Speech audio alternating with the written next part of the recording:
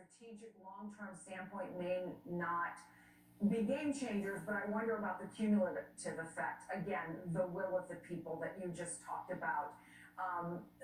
The men who are all staying behind to fight, the women who are choosing to stay, women my age, young women, people who have never, handled a gun before are walking around with AK-47s, and something you and I talked about when we first spoke 4 or 5 days ago when you were still in Ukraine, and that is about a home field advantage. We see the Ukrainians taking down signs saying we're not going to give them even that to know exactly where they are. And the idea that they know their cities, they know the countryside, they know strategically enough to enforce an advantage. Cumulatively, what does all of that mean? I'm one of the few analysts, mainly because, like I said, I spent a month there studying the Russian forces, the invasion routes with the Ukrainian army, the Ukrainian commanders who are in this fight, and just with the Ukrainian people.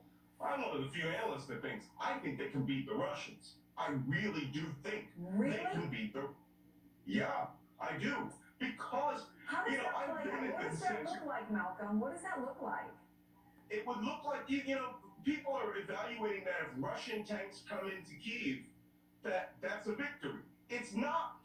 Anyone who's ever been in an armored personnel carrier in a major foreign powers cities where the foreign power is blowing you up daily with IEDs, that does not mean victory. It just means occupation.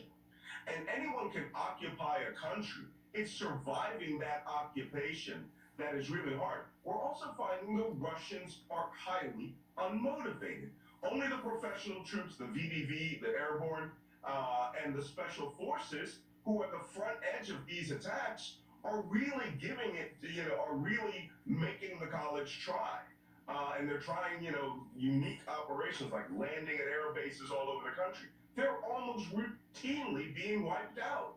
And when I say wiped out, I mean eliminated to the last man.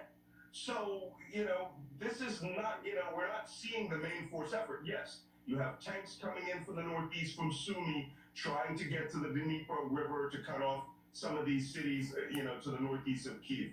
Yes, you may be able to get the 4 major or 5 major cities, but that does not mean you won.